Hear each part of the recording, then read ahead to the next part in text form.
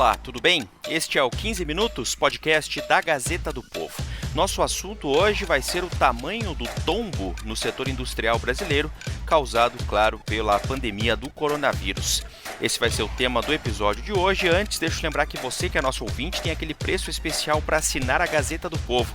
Só 99 centavos nos 2 primeiros meses. E assinando a Gazeta, você tem acesso a reportagens, colunas, conteúdos exclusivos e, claro, apoia aqui o nosso podcast. Só 99 centavos nos 2 primeiros meses. Aproveita e clica no link na descrição do episódio de hoje. Assim como no restante do mundo, a economia brasileira afundou em meio aos efeitos do novo coronavírus. No mês de março, quando foi declarada a pandemia e teve início o isolamento social no país, os 3 grandes setores econômicos amargaram quedas profundas. A indústria caiu 9%, o pior resultado para março desde 2002. É claro que a indústria brasileira iria sentir o baque da queda da demanda e também na necessidade de isolamento social para a contenção do coronavírus. Mas o impacto está vindo de forma mais severa do que a esperada por integrantes do setor. O setor industrial brasileiro, que inclusive já estava bem combalido, desde a crise de 2015 e que vai ter muita dificuldade para se recuperar. A editora aqui da Gazeta do Povo, Júlia Fontes, está produzindo uma série de reportagens sobre os impactos da pandemia na economia do país. E é com ela que eu converso sobre esse assunto aqui nesse episódio do 15 Minutos. Bom, Júlia, eu acho que é importante a gente dizer que a indústria já não vinha bem, Antes mesmo da pandemia, do coronavírus, já passava por muitos problemas. Mas qual que deve ser o tamanho do tombo neste ano em números para o setor industrial brasileiro, hein, Júlia? Pois é, Márcia, como você falou, desde a última crise lá em 2015, a indústria brasileira está patinando, tentando se reerguer. Houve um esboço ali de reação, mas no ano passado, de novo, o crescimento da indústria foi negativo, ou seja, a indústria encolheu 1,1%. Então, o cenário não era dos melhores. A expectativa era de que em 2020, agora, a indústria de fato se recuperasse e voltasse a crescer, mas aí veio a pandemia e frustrou todas essas expectativas. E a perspectiva é de que talvez os efeitos do coronavírus sejam mais graves ainda do que se imaginava, porque já em março, quando só metade do mês foi de isolamento social, de paralisação de atividades, o resultado da indústria já foi bem ruim. Segundo o IBGE, a produção industrial caiu 9,1% em março em relação a fevereiro. Então, a gente ainda não tem o dado de abril, que vai ser divulgado só agora no final do mês de maio pelo IBGE, mas se o tombo em março já foi de quase 10%, em abril a expectativa é de que seja ainda pior. Foi uma queda e tanto para o setor. 23 das 26 atividades que compõem a indústria brasileira recuaram em março. O tombo foi de 9,1%, o maior recuo desde maio de 2018, quando houve a greve dos caminhoneiros. A diferença é que agora a recuperação deverá ser muito mais lenta. E em relação a setores, quais são os mais afetados aí, Júlia? De um modo geral, a crise pegou todo mundo, a exceção é a fabricação de alimentos, que não caiu tanto, e também a parte de produtos farmacêuticos, ou de higiene, coisa assim, não precisa pensar muito para entender o porquê, as necessidades das pessoas. Mas os setores que foram mais afetados são os setores de bens duráveis, por exemplo, eletrodomésticos, veículos, são setores que sentiram bastante, justamente porque as pessoas não têm porquê, comprar, não estão com dinheiro sobrando, e se Sim. estão, não se sentem seguras em comprar coisas tipo carros, Entre os segmentos que mais contribuíram para a queda da indústria em março estão produção de veículos automotores, reboques e carrocerias, confecção de artigos para vestuário e acessórios e o setor de bebidas. Vamos lembrar que é o cenário que a gente teve aí redução de salários ou até suspensão de contratos, Então, Sim. Dá para imaginar porque as pessoas não estão pensando em comprar eletrodomésticos e carros agora, E mesmo quem não sofreu a redução de salário ou a suspensão de contrato, por exemplo, quem ainda está com a renda que tinha antes, tem toda a incerteza, que a gente não sabe como vão ser os próximos meses. Então, as pessoas estão muito cautelosas em relação a isso. Aí, uma outra questão, um outro setor que está sofrendo, o setor de vestuário também, de calçados, porque, assim, a não ser que seja uma necessidade, por exemplo, um exemplo que eu estava conversando com os especialistas era assim, se você tem um sapato que você pode usar, você não vai comprar um novo agora, só se o seu sapato furar e você realmente não puder mais usar, você realmente precisar de outro. Então, as pessoas não estão fazendo esse tipo de compra. E também a gente tem que lembrar que o comércio passou bastante tempo fechado, né? E então o acesso, por mais que tenha as vendas online, parte das pessoas aí não tinham nem acesso para comprar esse tipo de produto. Então a queda foi bastante grande, ó. Trazendo aqui os dados do IBGE, por exemplo, na indústria de vestuário e acessórios, a queda foi de 37,8% em março, né? E como eu estava falando, em abril, a tendência é que seja ainda pior. Artefatos de couro, artigos para viagem e calçados, outro setor bastante afetado, 31,5% de queda. Móveis também, é importante dizer, móveis também é a mesma coisa, né? As pessoas não estão investindo nesse tipo de coisa agora. O setor de móveis caiu 27,2% em março. E os veículos que eu tinha falado, que a gente vai falar um pouquinho mais detalhe depois, né, Márcio? Isso, exatamente. Eu queria falar exatamente sobre esse setor aí. Uma das reportagens que você produziu, já está publicada na Gazeta do Povo, trata especificamente do setor automobilístico, né? Qual que foi o tamanho do tombo para essa indústria? É impressionante mesmo o tamanho da queda, né, Júlia? Isso, do IBGE, como eu falei, é de março. Nessa pesquisa, a queda na produção de veículos foi de 28% na indústria automotiva. Mas a Anfávia, que é a associação que congrega aí os fabricantes de veículos automotores, já tem o dado de abril, da produção de abril desse ano. E é impressionante, em relação à produção de março, a queda foi de 99%. É muita coisa. No mês de abril, foram produzidos 1.800 veículos. Se a gente pegar de março para abril, houve uma queda de 99%. Agora, comparando abril desse ano com abril do ano passado, 99,4%. O presidente da Anfávia disse que esse é o pior resultado da série histórica desde 1957. Mesmo em períodos de crise, de greves, nunca foi visto um nível tão baixo. E em relação a abril de 2019, o tombo foi de 99,4%. Então, em abril desse ano, a produção foi de só 1.847 veículos, né? É muito pouco para uma indústria tão grande como é a indústria automotiva no Brasil. E isso se explica porque a produção de veículos automotores não é uma atividade considerada essencial, né? Então, durante a pandemia,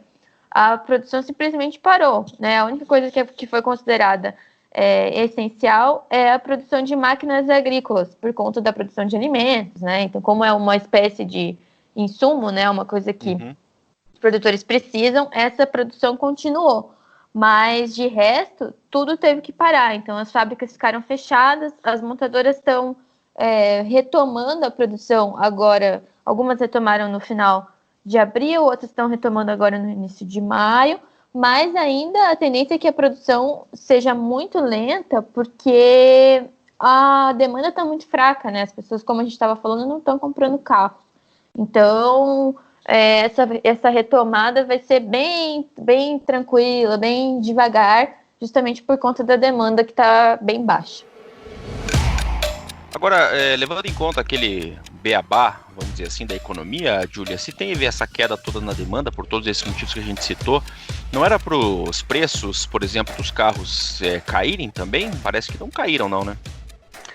Então, né, a lógica seria essa, porque assim, a gente tem que lembrar que as empresas, as montadoras, têm em estoque, seja em fábricas ou concessionárias, 237 mil unidades. Então, segundo a Anfávia, que é a Associação das Montadoras, isso é o suficiente para 4 meses de venda de veículos, é muita coisa. Então, em teoria, o que acontece, né, quando tem muito produto e as pessoas não querem comprar, a tendência é de que o preço baixe, né? Essa é a lei da oferta e da demanda. Só que o que dizem as montadoras, né? Que o problema é que muitos insumos da produção de veículos são importados. E o dólar, como a gente está vendo aí, está disparando, né? Está perto dos R$6 aí essa semana e não tem perspectiva de que vá baixar. e isso afeta o preço, o custo da produção, né? Porque como tem muitas peças importadas, elas são, obviamente, negociadas em dólar e aí tudo fica mais caro.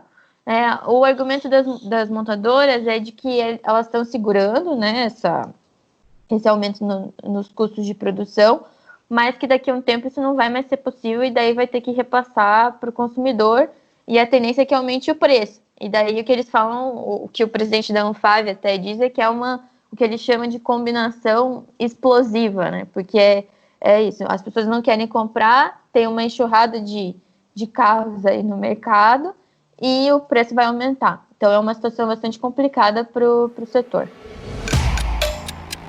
A venda de carros despencou no mês de abril em relação ao mesmo período do ano passado. A redução foi de 76%. Foi o pior resultado mensal desde fevereiro de 1999.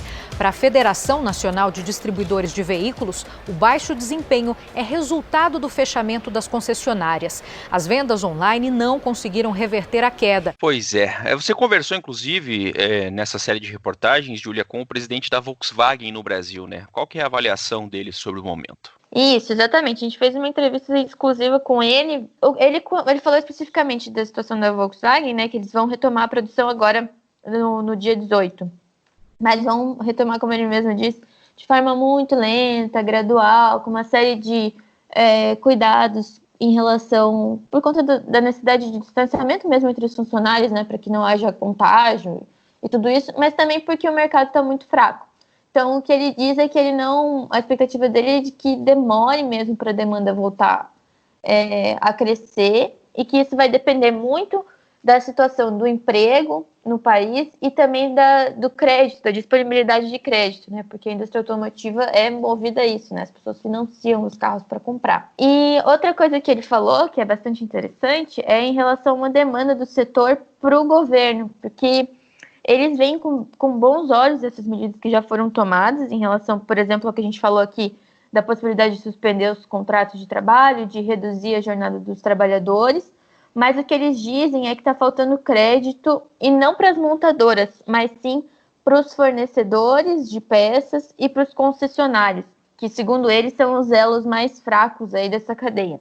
Então, o que ele diz é que se não houver uma ajuda do governo nesse sentido de ajudar a conseguir crédito, essas empresas vão quebrar e aí isso vai ser um problema para o setor inteiro, né? Eles têm uma proposta para o Ministério da Economia, a gente detalhou lá nessa matéria que está no ar e também na entrevista.